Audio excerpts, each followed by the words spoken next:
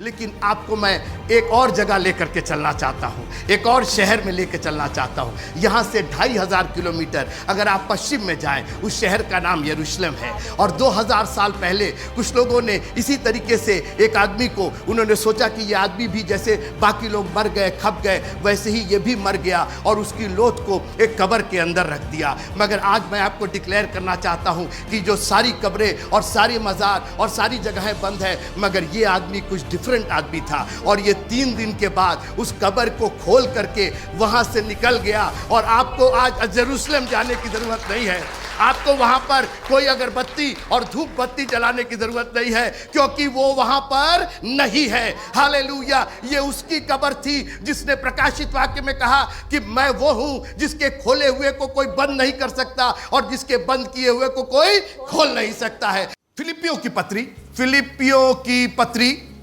की पत्री उसका 3रा अध्याय 10वां पद।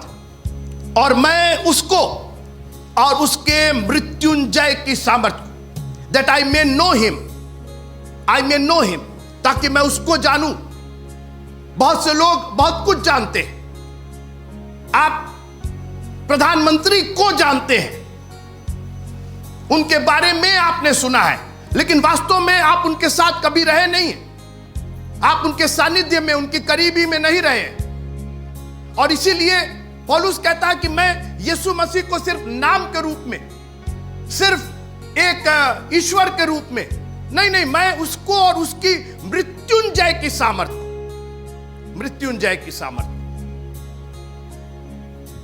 मैं उसके पुनरुत्थान की सामर्थ्य को, that I may know him and the power of his resurrection. मैं जब एमए कर रहा था तो जो हमारा कॉलेज था उसमें करीबन 3000 बच्चे थे और 2999 बच्चे नॉन क्रिश्चियन थे और मैं अकेला क्रिश्चियन था उसके अंदर। और मैं उनके साथ उठता बैठता था और मैं इतना नज़दीक आ गया था अपनी क्रिश्चियनिटी को छोड़ने में, क्योंकि जब मैं उनसे बात करता था, मैं कहता था कि भाई हमारे प्रभु ने इसको चंगा किया, उसको चंगा किया। उन्होंने कहा भाई हमारे भी उन्होंने, भगवान ने किया, हमारे भी देवी देवताओं ने, हमारे भी ईश्वर ने किया। और मेरा विश्वास इतना कमज़ोर हो गया था, जवान के रूप में बहुत विजन नहीं दिखाई दे रहा था, और मैं इतना नज़दीक हो गया था अपने ईसाई के विश्वास को, अपने मसीही विश्वास को छोड़ने के लिए, कि मैं सोचा था कि भाई उन्हीं का क्यों नहीं ठीक है, उनमें क्या प्रॉब्लम है। और मैं दुआ करने लगा। मैंने अपने एक दोस्त से शेयर किया कि भाई क्यों, क्या मसीहियत क्यों अलग से है, क्या इसके अंदर अलग से है। चंगाई तो वो लोग भी करते हैं, चंगाई हम भी करते हैं, पैसे रुपए पैसे उनको भी मिल जाते, रुपए पैसे हमको मिल जाते हैं, तो क्या डिफरेंस क्या है, क्या क्यों हम मसीह को माने। और फिर उसने हमारे लिए दुआ की और प्रभु ने मेरी आंखों को खोला और ये आयत मेरे लिए जीवन का कारण बन गई कि मैं उसको और उसके मृत्युंजय की सामर्थ्य, that I may know him and the power of his resurrection. 40 kilometre यहाँ से पूरब की ओर आप जाएंगे गोरखपुर से, तो वहाँ एक शहर है, उसका नाम कुशीनगर है। कुशीनगर में आप जाइएगा तो एक बहुत सुंदर मंदिर है। मंदिर के अंदर एक मूर्ति है जो 18 फीट लंबी है और वो धरती पर, ज़मीन पर लेटी हुई है। और वो मूर्ति जो है वो भगवान बुद्ध की मूर्ति है। और बहुत सारे लोग, खास करके ओरिएंटल देश के, कोरिया से, जापान से और श्रीलंका से वहाँ आते हैं और वो उस जो मूर्त है उसका जो पैर है उसको टच करते हैं। और क्या है उस मूर्त के नीचे क्या है, तो साहब एक भगवान हुए थे और एक दिन वो निर्वाण हो गया उनका, वो मर गए और उसके नीचे उनकी राख है और लोग चाहते हैं कि उसके द्वारा उनको ब्लेसिंग मिलेगी। अगर आप यहाँ से पश्चिम की ओर 1500 किलोमीटर दूर जाएं तो वहाँ एक शहर है, उसका नाम है माउंट आबू। और माउंट आबू में एक 100 फीट ऊंची एक मूर्त है, एक भगवान थे जिनको भगवान महावीर कहा जाता है। और लोग चाहते हैं, नंगी वो मूर्त है, कभी आप गूगल पर देखिएगा, नेकेड है वो, और उसको, उसके पैर को टच करते हैं। क्या है वहाँ पर, क्या है साहब, महावीर भगवान बहुत साल पहले यहाँ पर रहे और यहीं पर उनकी डेथ हुई, उनका देहांत हुआ और यहीं पर वो गाड़े गए और उनकी अस्थियाँ, उनका जो राख है वो इसी के नीचे गड़ा है। अगर आप यहाँ से करीबन 3000 पश्चिम की ओर जाएं, गोरखपुर से अगर 3000 किलोमीटर पश्चिम की ओर जाएं तो एक वहाँ पर एक शहर है, मक्का है, और उसके पास मदीना है, और उसके पास एक और शहर है जहाँ पर एक और मज़ार, एक और कब्र बनी हुई है। किसकी कब्र है ये? तो ये मोहम्मद साहब की कब्र है। कौन थे मोहम्मद? एक बहुत बड़े प्रॉफिट थे और वो एक नबी थे। वो इस दुनिया में आए, उन्होंने बहुत कुछ बताया और उन्होंने कुरान वो लेकर के आए। तो ये मज़ार किसकी है? तो साहब मज़ार जो है वो उन्हीं की है। वो यहीं पर गाड़े गए हैं, उनका अस्थिर पंजर इसी जगह है। और दुनिया के तमाम मुसलमान, खास करके अभी जो रमज़ान का महीना शुरू होने वाला है, इसके अंदर वहाँ जाते हैं, उस मज़ार को चूमते हैं, उस मज़ार को टच करते हैं, वहाँ पर अगरबत्ती धूप बत्ती जलाते हैं कि कुछ ना कुछ ब्लेसिंग उनको मिल जाए। अगर आप यहाँ से अगर मैं गलत नहीं हूँ, गोरखपुर से अगर आप 5000 किलोमीटर और पश्चिम उत्तर पश्चिम में जाएं तो एक शहर है, उसका नाम है मास्को। और मास्को में एक बहुत खूबसूरत एक बिल्डिंग बनी हुई है और जिसको मौज़ोलियम कहते हैं। और मौज़ोलियम में एक लाश रखी हुई है और ये लाश है एक आदमी की जिसको लेनिन नाम कहा जाता था, लेनिन। और लेनिन ने कम्युनिस्ट जो कल्चर है या रिलीजन है, जो भी आप कहिए, उसका प्रतिपादन किया था, उसको स्टार्ट किया था। और ये जो वो लाश है, लोग जाते हैं वहाँ पर, जितने कम्युनिस्ट लोग हैं वो मास्को जाते हैं और उसको देखते हैं और उनको लेनिन की, क्योंकि उसको लेप लगा करके रखा गया है, और लेनिन को देखते हैं कि इन्होंने कम्युनिस्ट जो धर्म है या जो भी उनकी सोच है उसको उसने शुरू किया था। और मित्रों, ये जितनी कब्रें हैं, ये जितनी जगहें हैं, ये जितने जो मज़ार है या जो धार्मिक प्लेसेस है, ये सब कहीं ना कहीं किसी न किसी भगवान, किसी न किसी ईश्वर की है। और वो सब वहाँ गाड़े गए और लोग इसीलिए वहाँ जाते हैं कि वहाँ से उनकी चाहे राख से, चाहे उनके अस्थिर पंजर से, या उनके उस जगह के जलाए या गाड़े जाने से उनको ब्लेसिंग मिले। और ये सब कब्रें बंद हैं, सब मज़ार बंद है, ये सारी जगहें बिल्कुल क्लोज्ड हैं। आपको वहाँ जाना पड़ेगा उस आशीष के लिए। लेकिन आपको मैं एक और जगह लेकर के चलना चाहता हूँ, एक और शहर में लेकर चलना चाहता हूँ। यहाँ से 2500 किलोमीटर अगर आप पश्चिम में जाएं, उस शहर का नाम यरूशलेम है। और 2000 साल पहले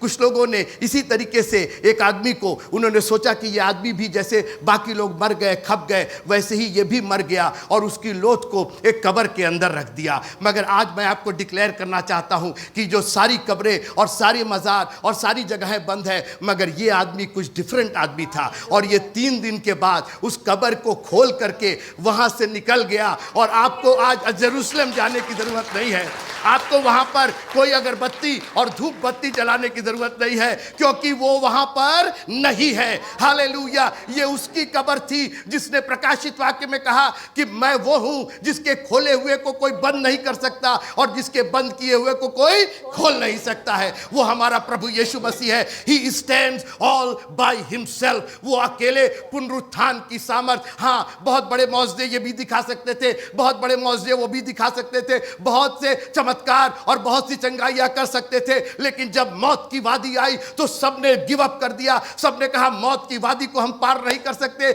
लेकिन यीशु मसीह हमारा, उसने मौत के ऊपर फतह पाई है। उसने कहा, ए मौत तेरा डंक कहाँ, ए कब्र तेरी फतह कहाँ। आज आपको यरूशलेम जाकर के आशीष पाने की जरूरत नहीं है। You can get the blessing of Jesus Christ right here, इसी जगह पीस चर्च में, गोरखपुर में, मयूर विहार में। अपने हाथों को उठा के आप कहिए, मेरा यीशु जिंदा है। हमको यरूशलेम जाकर के धूप बत्ती और अगरबत्ती जलाने की जरूरत नहीं है, हमको किसी पत्थर को छूने की जरूरत नहीं है, because my Jesus is alive. अपने पुनरुत्थान की सामर्थ्य से सारे बाकी जितने पूज्य हैं वो सब कहीं ना कहीं पड़े हुए हैं, मगर हमारा यीशु अकेले खड़ा है। और उसने कहा, देख मैं मर गया था मगर आज मैं जिंदा हूँ। हालेलुया! हम एक ऐसे प्रभु की उपासना करते हैं, जी वो मर गया था मगर आज वो जिंदा हो गया है।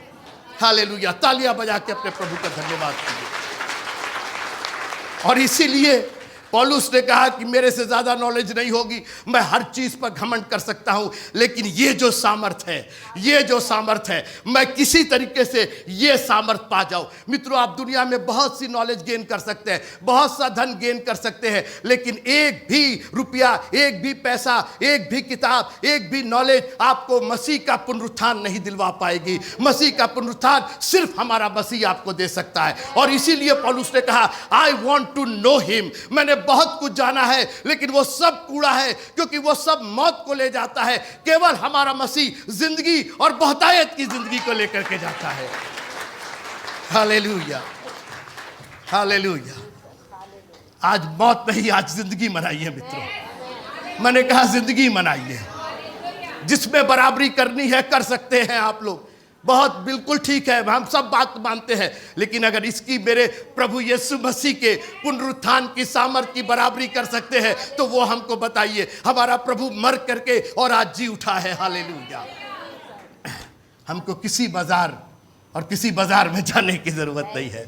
My Jesus is alive, hallelujah, thank you Lord. Yeshu Masih के 600 साल पहले जब यशायाह नबी फलस्तीन में नबूवत कर रहा था तो बुद्ध महात्मा इंडिया में प्रचार कर रहे थे।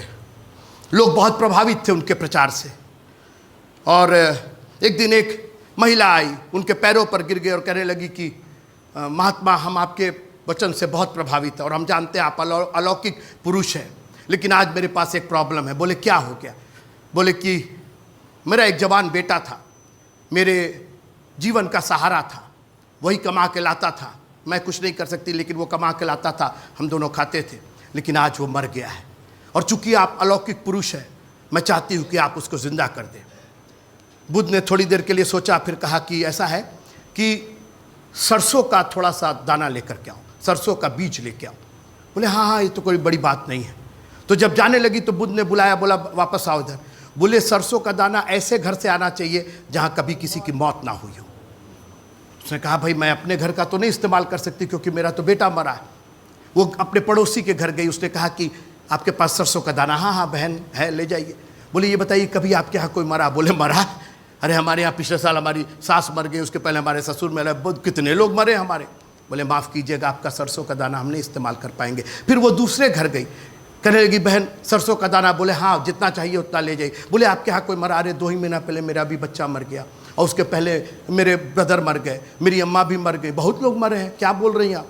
और वो इस तरीके से गांव के एक घर से दूसरे घर से तीसरे घर पूरा गांव घूम आई, लेकिन एक भी घर उसको नहीं मिला जहाँ कोई ना कोई मौत हुई हो। और वो वापस आई और बुद्ध के पैरों पर गिर गई, कल महात्मा हमको एक भी घर ऐसा नहीं मिला जहाँ मौत ना हुई हो। और महात्मा ने कहा देखो यही ज़िंदगी है, यही ज़िंदगी का चक्र है, सब लोग को मरना है, कोई जिंदा नहीं हो पाता। लेकिन आज मैं आपको एक दूसरे शहर ले चलना चाहता हूँ। उस शहर का नाम नाइन नगर है।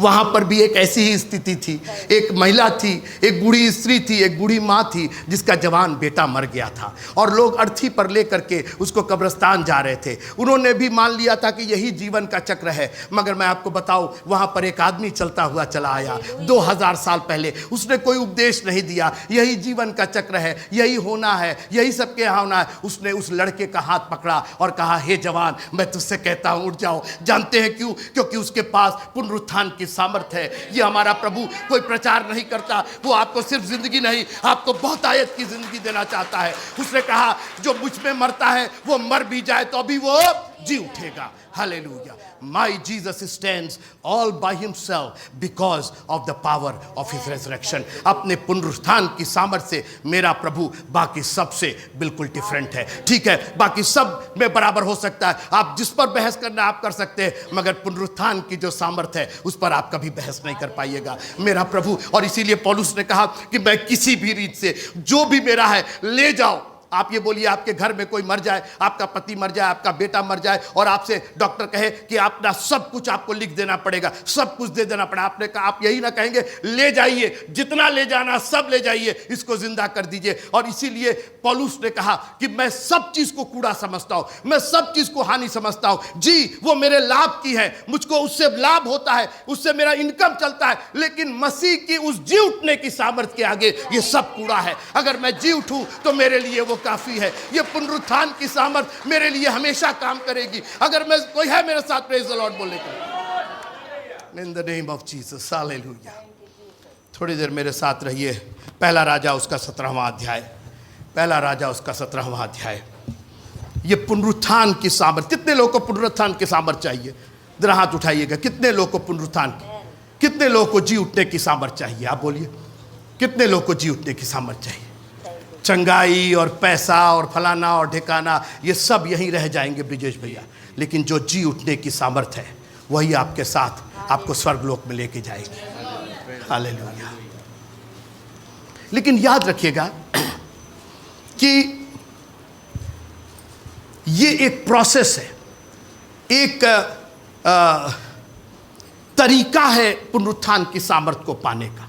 यीशु मसीह इस दुनिया में आए, शुरुआत हुई जिब्राइल स्वर्गदूत से, तू उसका नाम यीशु रखना, पवित्र आत्मा तुझ पर छाया करेगा, तू एक बेटा जनेगी, तू उसका नाम यीशु रखना, वो अपने लोगों को। और उसके बाद यीशु मसीह ने एक प्रोसेस पूरा किया, दुनिया में आए, उन्होंने चंगाई की, उन्होंने मौजज़े किए, आश्चर्य कर्म किए, लेकिन अकेले जाकर के अपने बाप से दुआ करते थे। और फिर गतसमनी का बाग आया। ये एक प्रोसेस है मित्रों, एक तरीका है, आपके ये कदम हैं।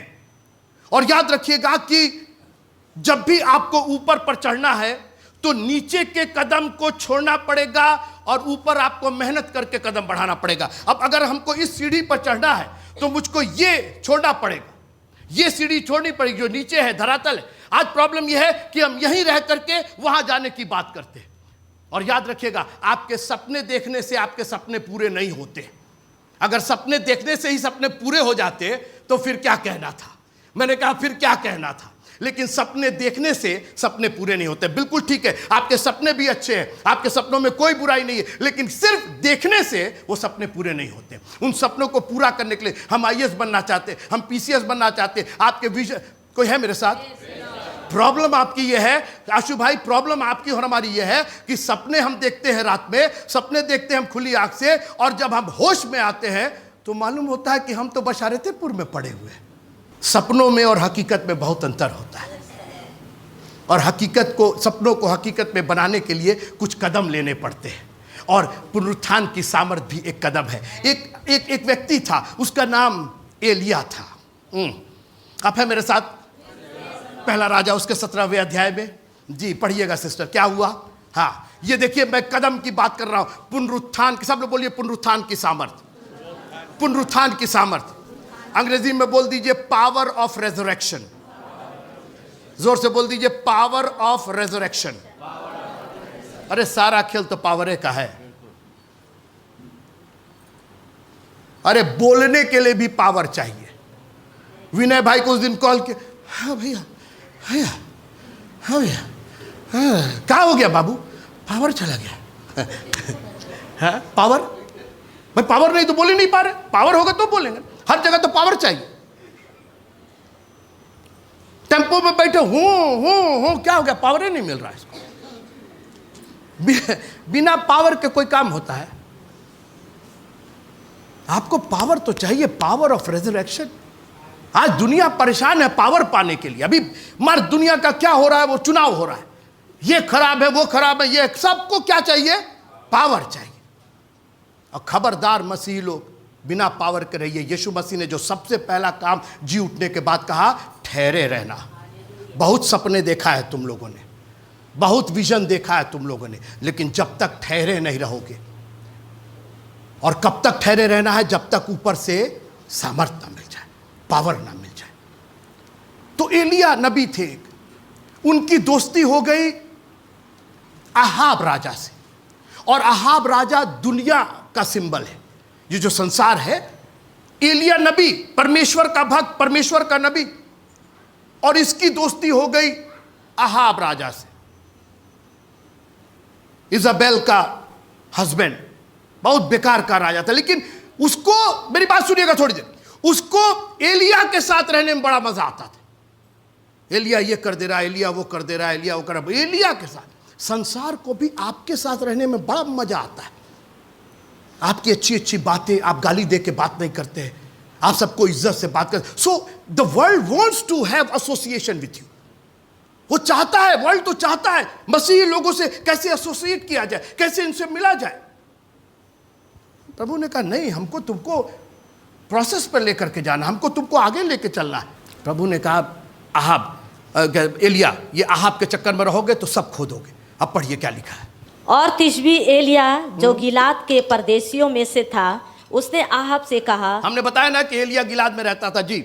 उसने अहाब से कहा, इज़राइल का परमेश्वर यहोवा, हाँ? जिसके सन्मुख में उपस्थित रहता हूँ, उसके जीवन की शपथ, इन वर्षों में मेरे बिना कहे ना तो मैं बरसेगा और ना ओस पड़ेगी। ठीक है, ठीक है। बहुत अपने ऊपर इनको घमंड हो गया था कि मेरे कहे बिना ओस नहीं गिरेगी, वर्षा नहीं गिरेगी, फलाना है, ये है। अब उन्होंने श्राप दे दिया। चलो भाई, श्राप दे दिया परमेश्वर के तुम भक्त हो, तो परमेश्वर ने उसको ऑनर कर दिया। बोले ठीक है, जब तुमने कह दिया कि मैं नहीं बरसेगी तो नहीं बरसेगी, लेकिन तुम भी भुगतोगे।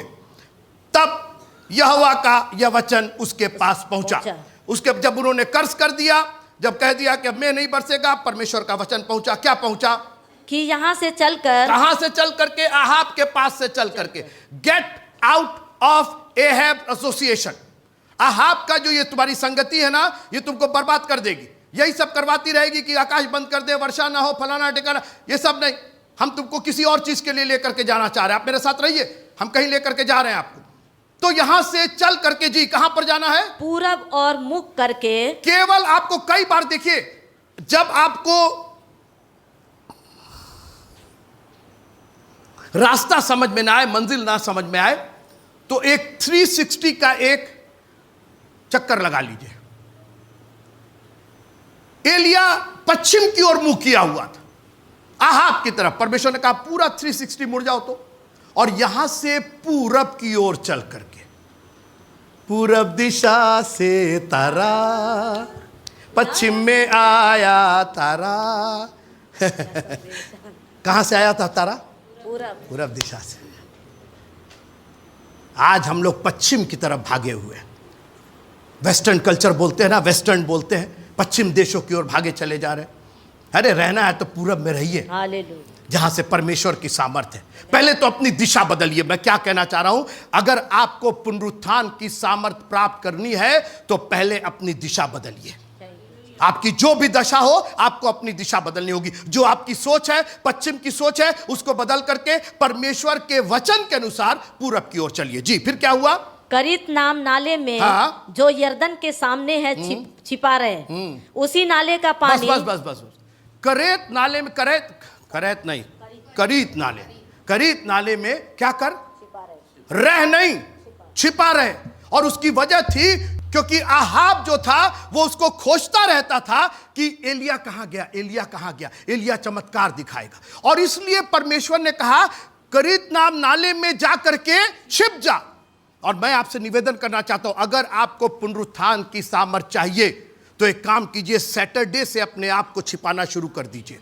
क्योंकि ये संसार जो है ना, वो आपको संडे आफ्टरनून तक खोजता रहेगा। सैटरडे से वो आपके पीछे पड़ेगा कि ये किसी ना किसी तरीके से चर्च ना जाने पाए। मुझको याद है जब मैं पहली बार गोरखपुर आया, यहां पर जब मैंने अपना सब स्टार्ट किया, तो मेरे बहुत से मित्र हो गए थे, शहर के बहुत से मित्र हो गए थे। मेरे यहां नया नया टेलीफोन लगा था। हर संडे मॉर्निंग वो हमको कॉल करे, सैटरडे से कॉल शुरू हो जाए। अरे लवीन भाई क्या कर रहे हैं, लवीन भाई कैसे हैं, क्या है भाई। उनका तो काम खत्म हो गया था, उनका तो व्यापार बंद हो गया था, उनको तो मौका मिल गया, वो तो छुट्टी पर हो गए। हम बड़े परेशान। हमने कहा हम अपना सरमन तैयार करें, हम चर्च के लिए तैयार करें कि इन लोग की बात, और घंटों बात करें। यकीन मानिए मैंने अपने आप को छिपाया। जानते क्या, शुक्रवार की 12 बजे की रात से या 11 बजे जो भी था, मैंने फोन का जो चोंगा होता था ना, वो उठा करके नीचे रख दिया। और आपको मालूम है जब कोई डायल करता है तो वो उसको क्या मिलेगा, बिजी मिलेगा। और वो उसके ऊपर रखा जाता था सोमवार के मॉर्निंग में, क्योंकि हमको मालूम था कि कोई ऐसा नहीं कॉल कर रहा है कि आपका 10,000 रुपया लिए थे वापस कर दे आपको, हाँ आपका कर्जा लिए थे वापस कर दे। कभी कभी आपको छिपाना पड़ेगा अपने आप को। आपकी प्रॉब्लम यह है कि आपने पूरा अपने आप को उघाड़ दिया है। अगर आपको पुनरुत्थान की सामर्थ्य चाहिए तो आपको छिपाना पड़ेगा अपने आप को। प्रभु यीशु मसीह के लहू में आपको छिपाना पड़ेगा। और इसीलिए अरे आप समझ नहीं रहे कि उस दिन मेरा ये टेस्ट है, मेरा वो टेस्ट है। जो बातें मेरे लाभ की थी उनको मैंने उसको हानि समझ लिया। आप लाभ की चर्चा करें, हम कहां मना कर रहे हैं कि आपको लाभ नहीं होगा उससे। अगर आप टेस्ट नहीं देंगे तो आप फेल हो जाएंगे, आपको लाभ नहीं होगा। मैं तो कह ही रहा हूं, पौलुस भी कह रहा कि जो चीजें मेरे लाभ की थी मैंने उनको हानि समझ लिया, कि किसी ना किसी तरीके से मैं प्रभु यीशु मसीह की उत्तमता की पहचान को, मैं उस जी उठने की सामर्थ को अपना कर लूं। जाके किरीत नाम नाले में छिप जा। और किरीत का मतलब होता है सेपरेशन, अलगाव। आहाब से अलगाव होगा। मुझको तैयार करना है एलिया एक बहुत बड़े काम के लिए, एक बहुत बड़े मिनिस्ट्री के लिए, एक बहुत बड़े मिशन के लिए तुमको तैयार। अरे क्या कर रहे हैं, आहाब के साथ तो मजा आ रहा था, उसके महल में रहते थे, अच्छा अच्छा खाते थे। यह किरीत नाम नाले में कहां छिपा दिया आपने, सांप है, बिच्छी है, पानी नहीं, खाना नहीं, ये नहीं। और एक दिन वो नाला सूख गया। काहे, तुम ही तो बोले थे ना कि 3 साल तक पानी नहीं गिरेगा, आकाश बंद रहेगा, तो लो भुगतो। नाला सूख गया, खाने को नहीं था।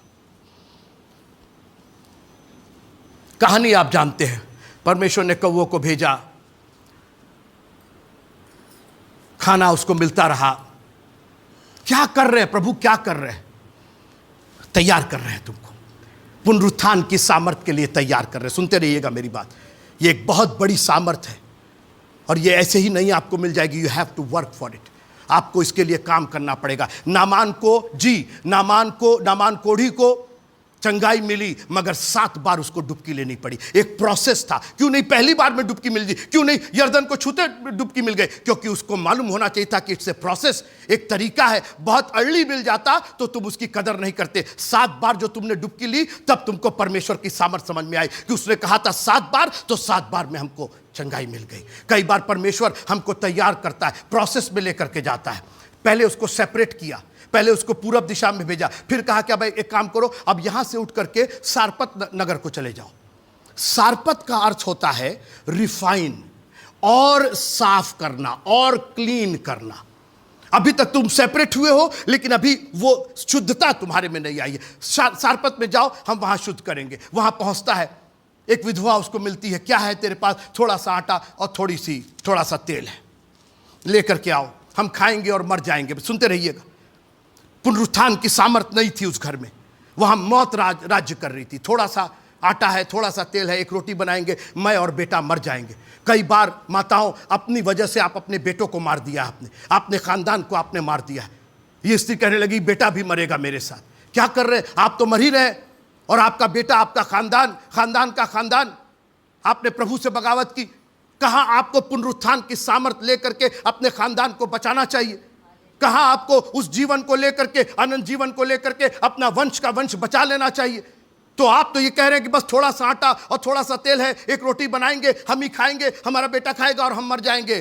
प्रभु ने कहा ना ना ना ना ना, एक पुनरुत्थान की सामर्थ आ रही है तुम्हारे घर में। और एलिया ने कहा एक रोटी बना करके लाओ। वो कहानी आप पढ़ लीजिएगा।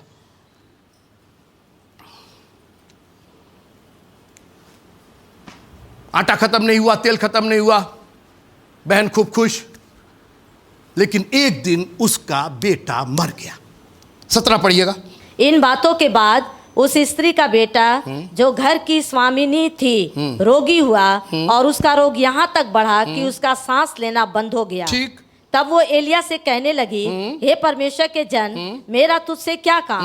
क्या तू मेरे लिए यहाँ आया है कि मेरे बेटे की मृत्यु का कारण हो और मेरे पाप का स्मरण दिलाए? उसने उसे बस ब्लेम होने लगा, क्योंकि मृत्यु राज्य करने लगी। उसका बेटा मर गया तेरे कारण। अरे हम लोग तो पहले ही मर जाते, तूने जिंदा करके हमको एक आशा दे दी, और आज फिर मेरा बेटा मर गया है। देखिए दुनिया कैसे चेंज होती है। ये सामर्थ जो है, जो पुनरुत्थान की सामर्थ है, ये कैसे चेंज करती है, लोगों का नजरिया कैसे चेंज करती है। तो तुम्हारा बेटा मर गया तो क्या करें? ले जाओ इसको, गाड़ो इसको, जला दो इसको, जाओ इसको फ्यूनरल करो, जाओ कब्रिस्तान में लेकर के जाओ। Elijah was ready for the power of resurrection. आज दुनिया कहती भैया हम क्या करें, ले जाओ इसको, अब कुछ नहीं हो सकता इसका। मैंने बहुत सी जिंदगियों को देखा है। सिस्टर ही बता रही थी, सिस्टर नीतू, कि बहुत से बच्चे थे जो कुछ नहीं हो सकता था, नशे के आदी थे, बोतल अपने बैग में रखते थे, नशे के आदी, बर्बाद हो रहे। लेकिन पुनरुत्थान की सामर्थ मित्रों एक बहुत बड़ी सामर्थ है। बजाय एलिया ने बहाना बनाने के, उसने कहा बेटा इधर दे, बेटा इधर दे। और मैं आपसे दावा करना चाहता हूं, अगर आपके बेटे बेटियां प्रभु से दूर हैं और किसी लत में हैं, अगर बर्बाद हो रहे हैं, सांस लेना बंद हो गया, चर्च में ला करके भर्ती कर दीजिए उनको। मैं दावे के साथ कहता हूं कि वो जीवन और बहुत आयत का जीवन पाएंगे। अगर आपने डेडिकेट कर दिया अपने बच्चों को, अपने खानदान को डेडिकेट कर दिया, दे विल लिव अगेन। वो मर भी जाए तो अभी जी उठेंगे। एलिया लेकर के पहुंच गए उसको उपरौती कोठरी पर। मित्रों एक उपरौती कोठरी बनाई है। उपरौती कोठरी का मतलब जानते क्या होता है? जहां सब कोई नहीं पहुंच सकता है, केवल आप ही पहुंच सकते, संसार से दूर। It is on the upper level. अपने विश्वास में थोड़ा ऊपर बढ़ जाइए। Praise the Lord. ये जो पेंटिकॉस्ट का दिन था जहां ये ठहरे हुए थे, ये ऊपर की ओर था, जहां से नीचे बाजार लगता था। मैं गया हुआ, मैंने देखा नीचे बाजार लगता था, और ये उपरौती कोठरी ऊपर, बाजार का कोलाहल यहां तक नहीं। आज प्रॉब्लम यह है कि हमने कोई ऊपर की कोठरी नहीं बनाई है। वहीं पर बेटे भी हैं, बेटियां भी हैं, बच्चे भी हैं, रिश्तेदार भी हैं, खानदान भी है, इनका भी पूरा करना। उनका आपके पास तो समय ही नहीं है, आपके पास तो जगह ही नहीं है। अपनी जिंदगी में एक जगह बनाइए, कहिए कि ये जगह केवल हमारे प्रभु के लिए रिजर्व है, क्योंकि हमको यहीं पर परमेश्वर की सामर्थ मिलेगी, हमको यहीं पर पुनरुत्थान की सामर्थ मिलेगी। कोई है मेरे साथ प्रेज द लॉर्ड बोलने की? Thank you Lord. उस बच्चे को लेकर के ऊपर उपरौती कोठरी में चला गया, बच्चे के ऊपर पसर गया। वो कहानी पढ़ लीजिएगा। मरा हुआ बच्चा खाट पर लेटा है। एलिया को परमेश्वर ने तैयार कर दिया था for the power of his resurrection. 3 बार पसरा, पढ़िएगा। तब वो बालक पर 3 बार पसर गया, Right. और यहोवा को पुकार कर कहा, हाँ। हे मेरे परमेश्वर यहोवा, इस बालक का प्राण इसमें फिर डाल दे। फिर आगे पढ़िए। एलिया की ये बात यहोवा ने सुन ली, और बालक का प्राण उसमें फिर आ गया और वो आमीन। जी उठा। 23 पढ़िएगा। तब एलिया बालक को अटारी पर से नीचे घर में ले गया, आमीन। और एलिया ने ये कहकर उसकी माता के हाथ में सौंप दिया कि देख, ये तेरा बेटा जीवित है। हालेलुया। कोई बोलेगा प्रेज द लॉर्ड? ये पढ़ा दीजिए उसको, वो पढ़ा दीजिए उसको, ये डिग्री दे दीजिए, वो सर्टिफिकेट दे दीजिए, कुछ काम नहीं करता मित्रों। आज उसका बेटा मर गया था, और बहुत से लोगों के खानदान, बहुत से लोग के बेटे बेटियां मरे हुए हैं। बहुत कुछ है उनके पास, लेकिन जान नहीं है, पावर नहीं है उसके अंदर। और एलिया ने सिर्फ एक काम किया, उसका हाथ नहीं बनाया, उसकी आंख नहीं बनाई, उसके अंदर एक पावर वापस कर दिया, उस प्राण को वापस कर दिया। वो हाथ, वो पैर जो शिथिल हो गए थे, जो किसी लायक नहीं थे, जिस दिन परमेश्वर के पुनरुत्थान की सामर्थ आप में आ जाएगी, ये हाथ यहां नहीं रहेंगे। मैंने कहा ये हाथ यहां रह ही नहीं सकते हैं। मैंने कहा आप ऐसे बैठ ही नहीं सकते हैं, ये हाथ शिथिल रह ही नहीं सकते हैं, क्योंकि इन हाथों में तो पावर आ गया है, इन हाथों में तो प्रेज द लॉर्ड कहने की ताकत आ गई है। हालेलुया।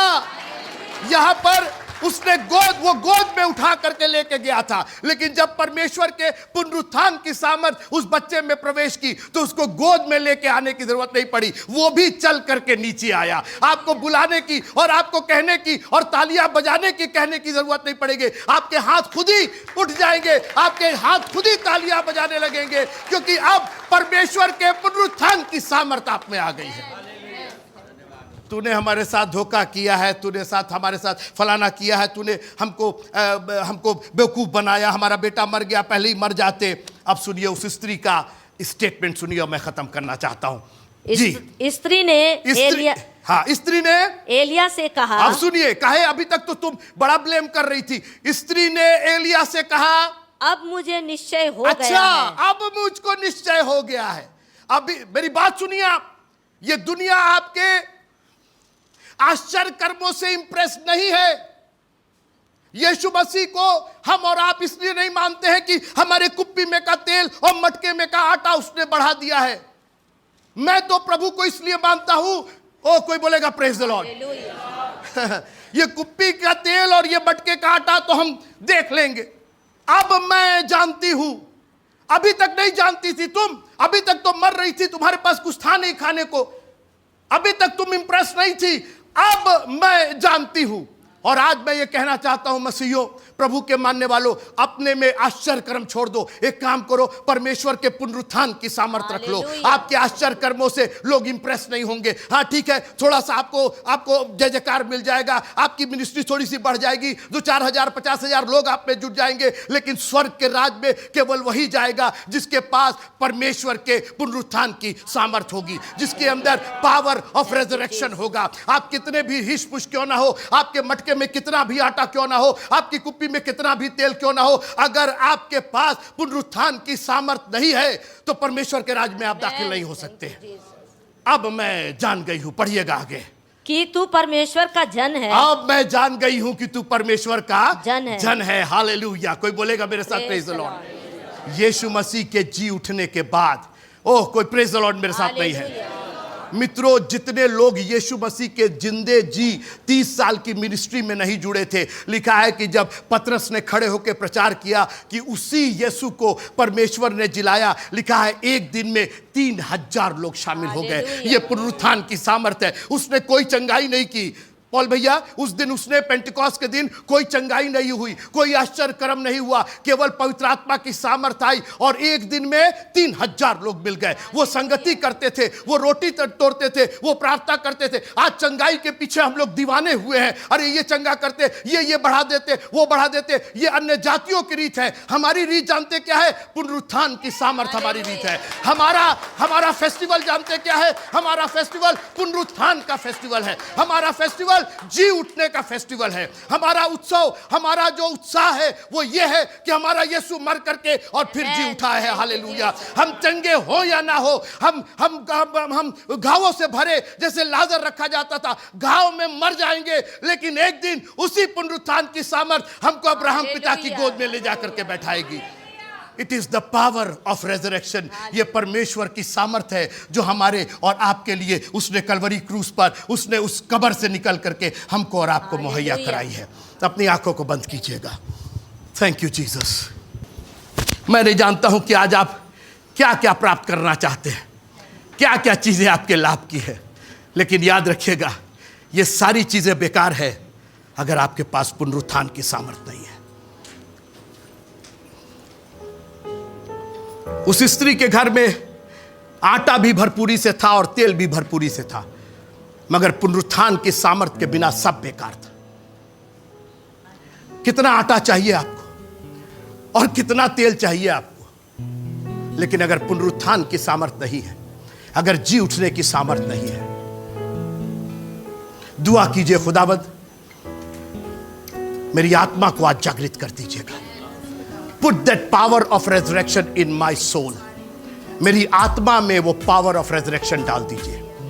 हम लोगों को ये कह करके वो कह के इंप्रेस नहीं करना चाहते, हम लोग को ये बताना चाहते कि मेरा यीशु मर गया था मगर वो आज जीवित है।